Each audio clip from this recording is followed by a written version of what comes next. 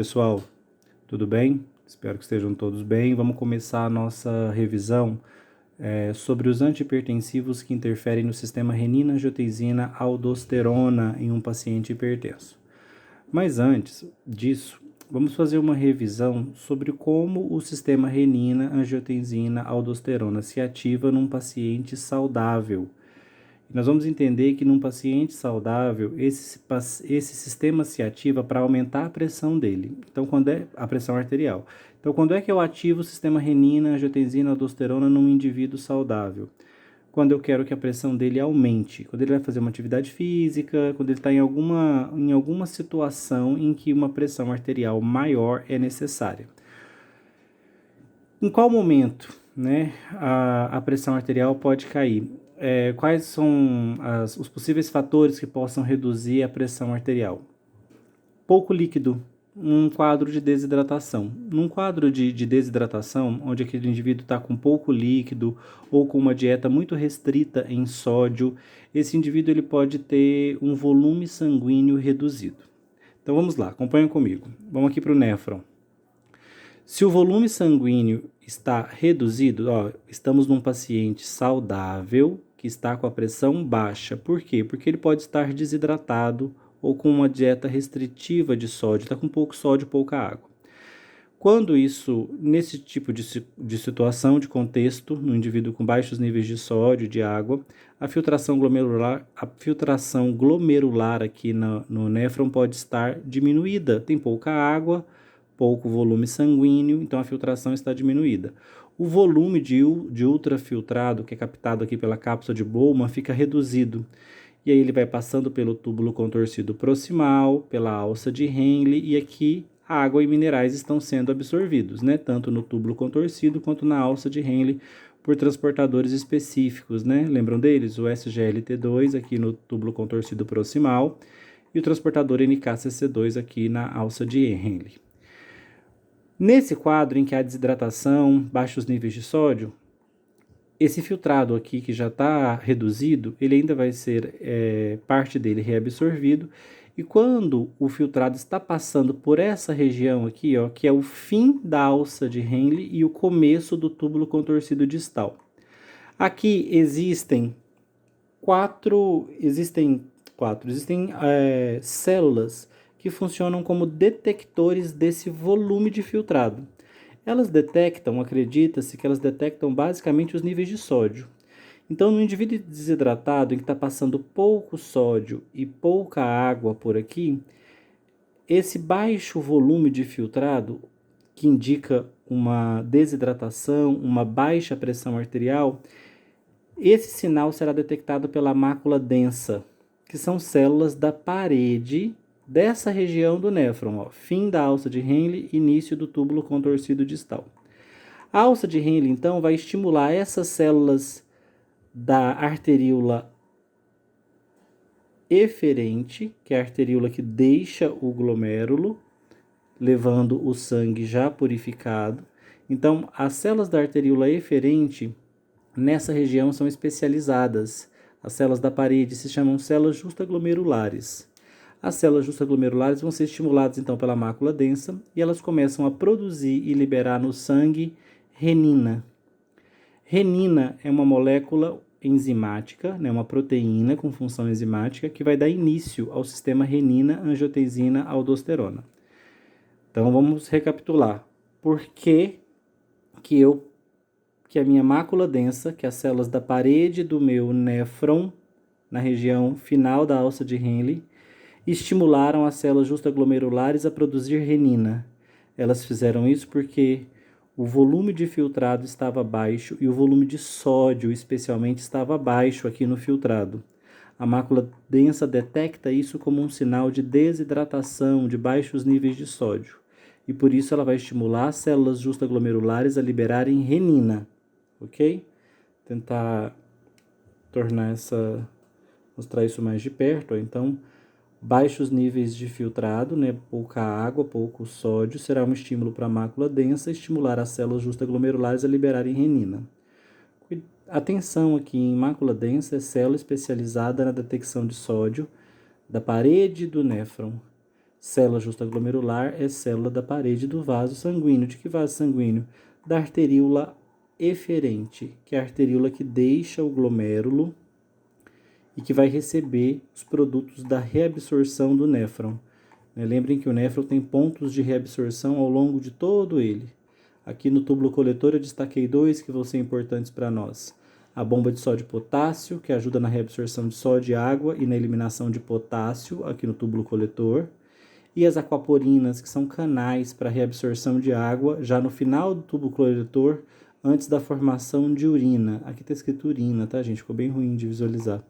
As aquaporinas são tubos, então, que estão presentes aqui no túbulo coletor, poros para reabsorção de água, já no final do túbulo coletor, pouco antes da formação da urina. Ok? Então, vamos lá. Nosso indivíduo desidratado e com baixos níveis de sódio, ele está com um quadro de pressão baixa. Afinal de contas, há pouca água e pouco sódio. Eu vou ampliar aqui para vocês visualizarem melhor. Deixa eu só ajustar aqui. Isso. Assim. Então, no indivíduo com baixa pressão arterial, um indivíduo saudável, ele está com baixos níveis de água, baixa volemia, pouco volume de sangue, pouco sódio. Nesse contexto de baixa pressão, a mácula densa se vê estimulada por esses baixos níveis de sódio a estimular a célula justa glomerular. Hoje se sabe que a mácula densa estimula a célula justa glomerular produzindo prostaglandina E2 e óxido nítrico.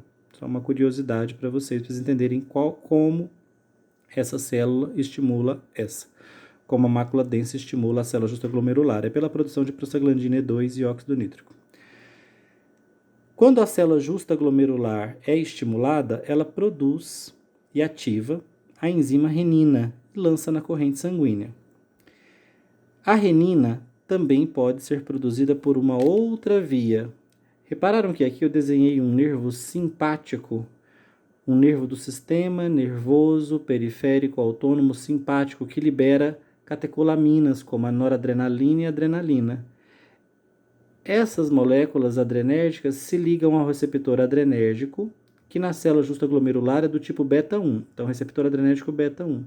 Quando noradrenalina e adrenalina se ligam ao receptor beta-1, que é acoplado à proteína GS, aumenta os níveis de AMP cíclico e isso estimula também a célula justa glomerular a liberar renina.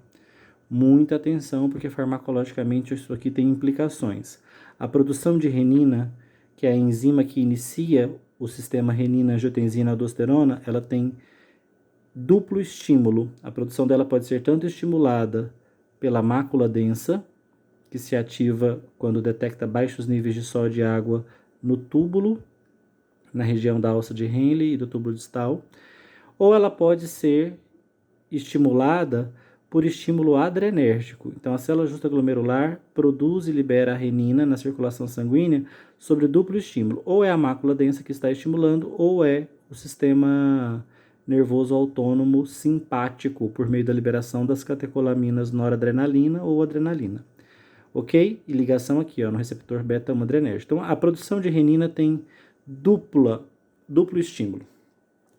Uma vez produzida, a renina terá um papel muito importante no sangue, porque ela vai encontrar uma grande proteína hepática presente no sangue, que se chama angiotensinogênio e foi produzida pelo fígado, por isso proteína hepática. O angiotensinogênio vai ser clivado pela renina, que é uma enzima, em angiotensina 2, um peptídeo muito menor, uma cadeia de aminoácidos muito menor, é só um pequeno pedaço do angiotensinogênio. A angiotensina 2 ela não tem atividade biológica marcante, só que quando ela passa pelos pulmões, a angiotensina 1 entra em contato com uma enzima da membrana da célula pulmonar, chamada ECA, enzima conversora da angiotensina. O que a ECA faz, gente? A ECA converte a angiotensina 1 em angiotensina 2. Essa sim, uma molécula com marcante atividade biológica, especialmente atividade hipertensora. Como que a angiotensina 2 tem efeito hipertensor no corpo? Porque ela vai agir sobre vários tecidos. Deixa eu só ampliar novamente. Quais são os tecidos em que a angiotensina 2 irá produzir? Tentei acompanhar pelo desenho de vocês, porque por aqui não ficou tão visível. A angiotensina 2 é hipertensora por muitos motivos. Ela é hipertensora porque nos vasos sanguíneos ela provoca vasoconstrição. E vasoconstrição é um forte estímulo hipertensor. Ela é hipertensora porque no coração, a angiotensina 2 provoca aumento da frequência cardíaca, faz esse coração bater mais rápido. Isso também é um estímulo hipertensor. A angiotensina 2 também é hipertensora porque lá na glândula suprarrenal, acima dos rins, ela estimula a produção desse hormônio, aldosterona. Reparem que a aldosterona, ela vai agir aqui, ó, no túbulo coletor do néfron, estimulando a bomba de sódio e potássio. Então, ela vai aumentar a reabsorção de água e sódio e vai aumentar a excreção de potássio.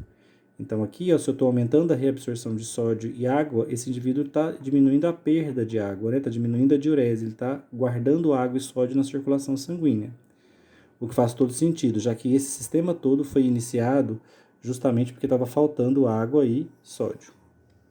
Outra função muito importante da angiotensina é ser estimulatória para o hipotálamo. O hipotálamo é uma estrutura de sistema nervoso central, uma estrutura do diencéfalo, que quando estimulada pela angiotensina 2, gera sede. Olha que interessante. A angiotensina 2 é uma molécula que foi produzida em uma pessoa que estava desidratada. E ela vai lá no hipotálamo e gera sede. Para quê? Para que essa pessoa se reidrate. Outra função dela no hipotálamo é estimular que o hipotálamo, via neurohipófise, libere o hormônio antidiurético, o ADH. O hormônio antidiurético, o nome dele já diz, né? Ele é contra a diurese, ele reduz a diurese. Por quê? Porque ele estimula a presença de aquaporinas aqui no túbulo coletor, ou seja, ele aumenta a quantidade de pontos de reabsorção de água para a corrente sanguínea, com um efeito reidratante para o corpo, né? E antidiurético, porque está atrapalhando a diurese, está estimulando a reabsorção de água. Repararam, então, que por diferentes mecanismos e agindo em diferentes tecidos, a angiotensina tem múltiplos efeitos hipertensores. A angiotensina 2. A 1 tem fraquíssima atividade biológica, muito pouco potente. Por isso que ela é convertida pela ECA pulmonar na angiotensina 2. A angiotensina 2, gente, para se ligar em cada um desses tecidos e provocar esses efeitos hipertensores, no vasoconstrição, no coração, aumento da frequência, na suprarrenal, liberação de aldosterona para aumentar a absorção de água, que é hipertensor, no hipotálamo, para gerar sede e aumentar a liberação de ADH, que também é hipertensor, porque aumenta a reabsorção de água pelas aquaporinas. Para que a angiotensina 2 tenha todos esses efeitos hipertensores, em todos esses tecidos ela se liga em um receptor específico para a angiotensina 2, que é o receptor do tipo AT1. O receptor AT1 de angiotensina 2, ele é acoplado à proteína GQ. Aumenta a IP3 e vai aumentar a quantidade de cálcio dentro da célula. Lembra que sempre que um receptor é acoplado a GQ, ele aumenta IP3 e aumenta cálcio. Olha só como faz sentido, porque ela provoca vasoconstrição, ela aumenta a frequência cardíaca. Se ela está provocando contração nesses tecidos, né, é mais um sinal de que ela realmente promove aumento de cálcio, porque sem aumento de cálcio não tem como aumentar a contratibilidade no tecido muscular, seja ele cardíaco ou liso. E olha que interessante, ela provoca excreção também de hormônios, né? Essa excreção hormonal também é uma consequência do aumento de cálcio. As células precisam aumentar cálcio para que as vesículas liberem os hormônios. Então, a angiotensina 2, ela se liga ao receptor de membrana, chamado receptor AT1. Tá faltando escrever aqui, tá, gente? Vocês completem, por favor. Receptor AT1. Acoplado à proteína GQ, que aumenta IP3 e gera aumento de cálcio. Ok? E com isso, a angiotensina 2 tem diversos efeitos hipertensores. Recomendação: assistam essa primeira parte da aula quantas vezes forem necessárias, até estar muito claro para vocês que a angiotensina 2 é uma molécula promotora da hipertensão. Ela aumenta a pressão arterial, ela é hipertensora. Portanto, num indivíduo com hipertensão, a produção de angiotensina 2 agrava o quadro, piora a situação desse paciente, porque a pressão dele já está elevada, pode ser até por outras causas, e essa pressão elevada vai ficar ainda mais aumentada se este indivíduo estiver produzindo angiotensina 2, porque ela tem poderosos efeitos hipertensores em vários tecidos.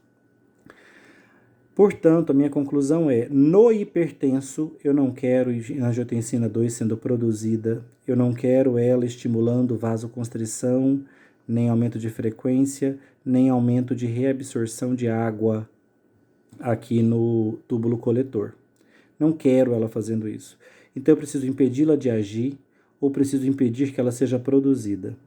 Para eu impedir que ela seja produzida, eu preciso parar em algum ponto a cascata do sistema renina-angiotensina-aldosterona, essa cascata bioquímica que levou à produção de angiotensina. Então, eu tenho dois objetivos: ou eu não deixo ela ser produzida, ou eu impeço ela de agir nos tecidos. E aí são estratégias farmacológicas diferentes, desempenhadas por fármacos diferentes. Vamos ver quais são esses pontos de estratégia para eu parar produção ou para eu parar ação da angiotensina? Esses são os pontos onde eu vou interferir. Eu posso impedir, vou começar de trás para frente. A angiotensina formada, a angiotensina 2, eu posso impedir que ela se ligue nesses tecidos. Posso impedir que ela estimule a liberação de aldosterona e de ADH. Com isso, eu não vou ter reabsorção de água. E o hipertenso não quer reabsorver água. Eu posso impedir que ela se ligue no coração e nos vasos, com isso eu não vou ter vasoconstrição e nem aumento de frequência cardíaca.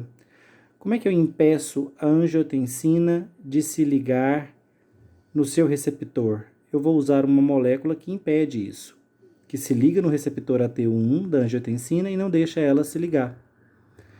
Como é que eu impeço agora? Essa classe que eu acabei de dizer, né, ela está impedindo que a angiotensina haja, né, ela está produzida e ela não deixa a angiotensina se ligar no seu próprio receptor em todos esses tecidos. Com isso, os efeitos hipertensores da angiotensina 2 são abolidos. Qual é a outra opção que eu posso tentar? Eu posso tentar impedir que ela seja produzida. Posso fazer isso inibindo a ECA. Com a ECA inibida, a angiotensina 1 não é convertida em angiotensina 2. A outra estratégia é que eu posso inibir a renina. Com renina inibida, a angiotensinogênio não vira angiotensina 2. Desculpe. Com a renina inibida, a angiotensinogênio não se transforma em angiotensina 1. Com isso, obviamente, não vai haver formação de angiotensina 2, por falta de angiotensina 1.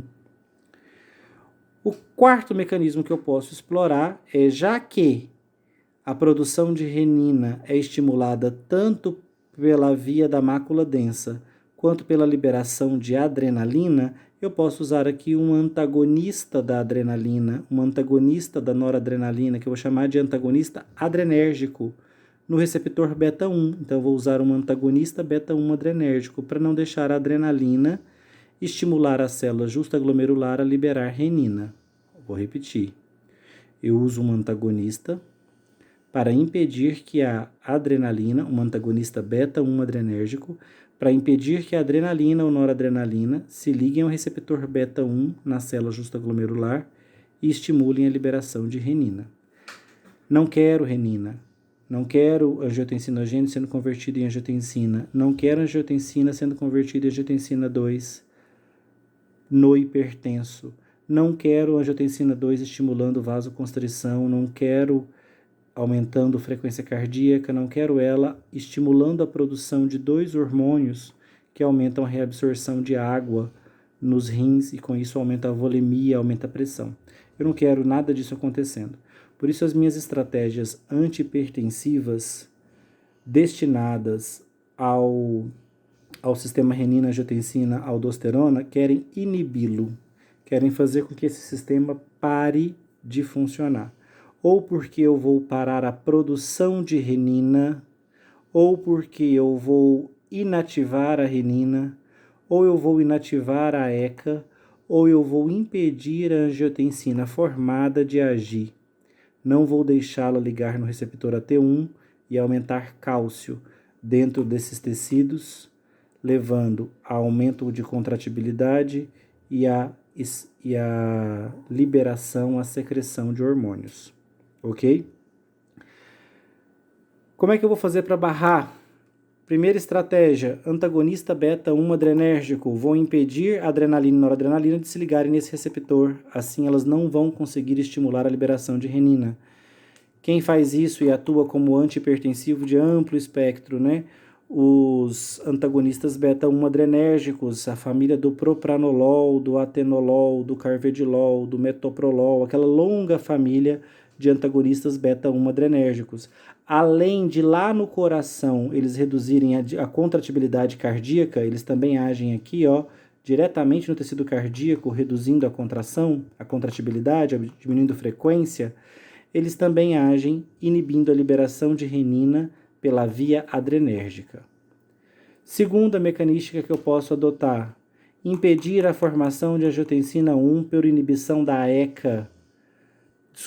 Impedir a formação de angiotensina 1 pela inibição da renina.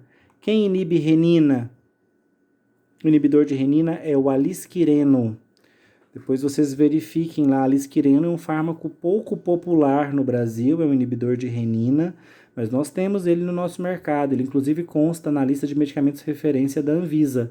Eu até tenho um tutorial agora aqui no canal para vocês verificarem como identificar um medicamento de referência. Ok? Então aqui, alisquireno, inibidor de renina.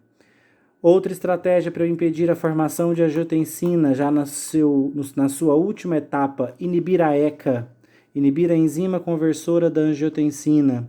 Como é que eu inibo a enzima conversora da angiotensina? Eu vou usar um fármaco que se liga na ECA e impede ela de converter angiotensina 1 em angiotensina 2. Quem são esses fármacos? São os inibidores da ECA ou IECA, vocês também vão ver esse termo. Os IECA são medicamentos do grupo do captopril, do enalapril, bastante populares no Brasil, são inibidores da ECA. Você encontra eles na forma oral, forma sublingual, comprimidos, né, sublingual e comprimido para via oral.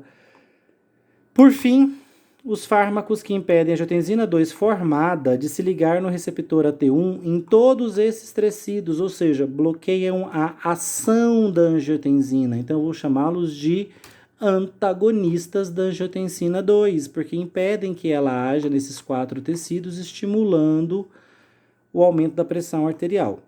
Por isso, um antagonista da angiotensina 2 é um poderoso agente antihipertensivo, porque ele aumenta a diurese, porque ele impede a produção de ADH e aldosterona. Com isso, o estímulo para a bomba de sódio e potássio e para as aquaporinas fica reduzido. A água que seria absorvida não é mais, vai embora na urina. Então, são promotores de diurese. Eles reduzem contratibilidade cardíaca, porque impedem a estimulação da angiotensina sobre o coração. E ainda vasodilatam, relaxam os vasos, porque impedem o estímulo constritor da angiotensina 2 sobre o receptor AT1. Quem são os antagonistas da angiotensina 2? Uma classe também bastante popular no nosso país, as sartanas. A losartana é o protótipo dessa classe, mas depois dela tivemos candesartana, telmisartana, valsartana. Então tem várias artanas. A losartana é de longe a mais popular no nosso país. Por quê? Porque a losartana é distribuída gratuitamente pelo sistema público de saúde como um agente antihipertensor, antihipertensivo, né?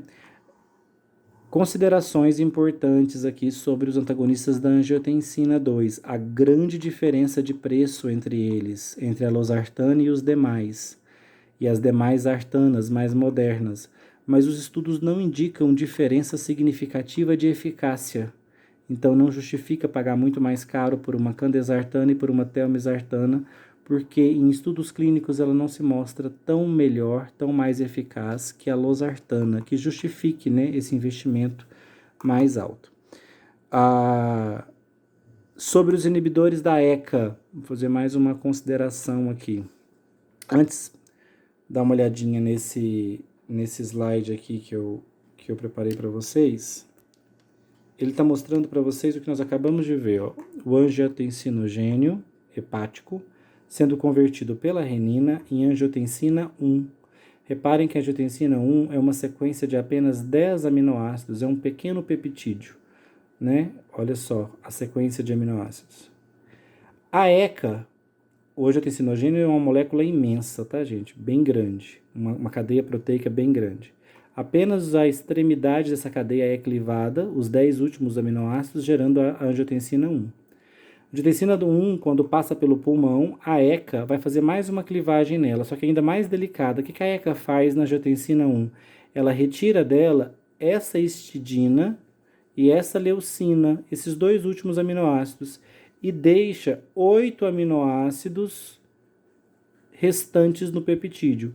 Esses 8 aminoácidos, né, que vão terminar aqui, ó, na fenilalanina, essa cadeia de 8 aminoácidos é a poderosa angiotensina 2, a molécula hipertensora do nosso corpo.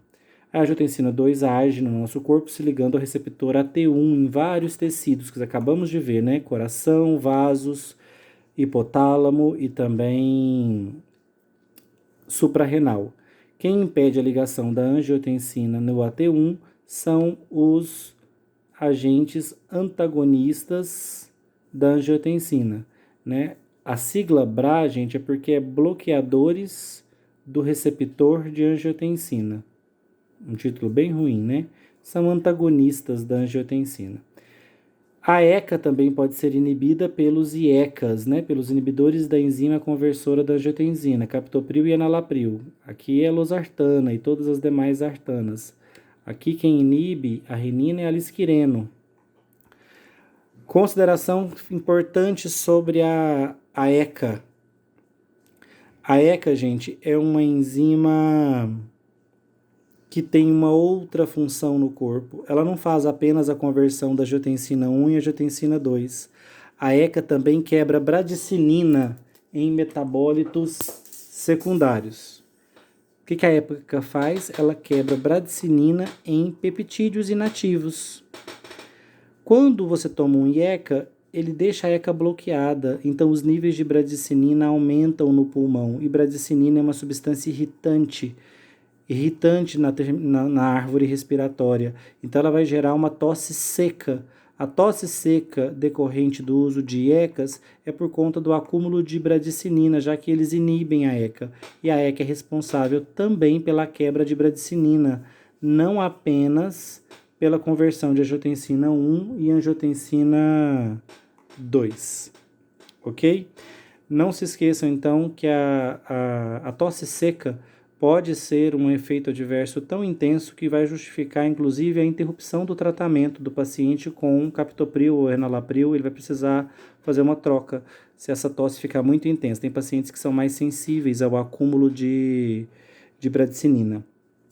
Cuidado, viu? Bradicinina não, os IECAs, captopril e enalapril, e também as artanas, elas têm uma possível toxicidade renal como efeito adverso mais grave delas. Em alguns pacientes, elas podem apresentar toxicidade renal. Então, um risco para o uso de IECA e de antagonistas da angiotensina 2. Aqui, mais uma vez, mostrando o processo de ativação da renina, quebra do angiotensinogênio em angiotensina e depois em angiotensina 2. Reparem que é uma mudança, ó, a cadeia de aminoácidos vai ficando cada vez mais curta. Aqui o angiotensinogênio não está sendo representado inteiro, somente uma extremidade aminoterminal dele. Ó. SR representa que tem muitos mais outros aminoácidos aqui formando a cadeia do angiotensinogênio, que é uma proteína bem longa. Tá certo? Esses são os fármacos inibidores do sistema renina-angiotensina-aldosterona.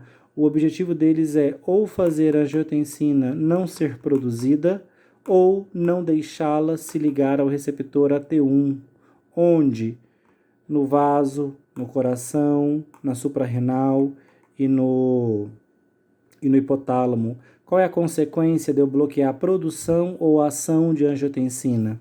A consequência, o efeito farmacológico é o mesmo.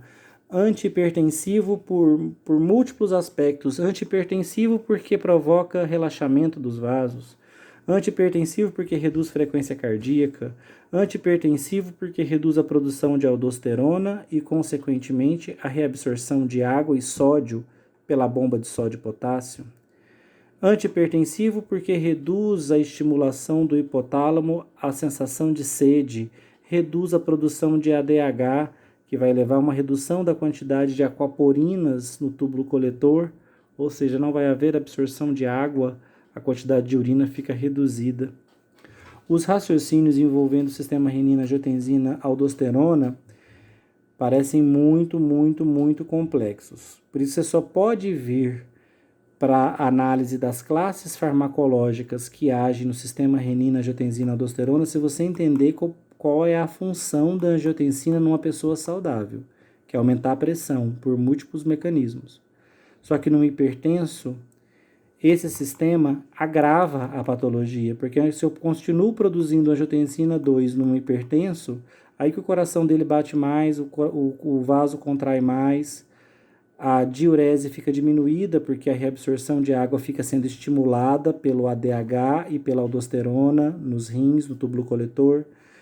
Então, no indivíduo hipertenso, eu não posso permitir isso. Eu preciso bloquear esse sistema. Então, eu posso bloquear esse sistema ou não deixando a angiotensina ser produzida. Aí eu tenho 3 mecanismos para fazer isso. Inibir ECA, inibir renina, inibir ECA, inibir renina, ou antagonizar o estímulo adrenérgico para a célula justaglomerular. Por fim, caso a angiotensina já tenha sido produzida, me resta impedir que ela se ligue a esses tecidos e aumente a pressão. Com isso, eu vou precisar de uma molécula que antagonize as ações da angiotensina 2, que faça com que ela não se ligue no receptor AT1, não estimule GQ, não aumentar IP3, não aumenta cálcio. Se cálcio não aumenta, vaso relaxa, coração reduz frequência, suprarrenal não secreta aldosterona, hipotálamo não induz sede e nem secreta ADH. Certinhos?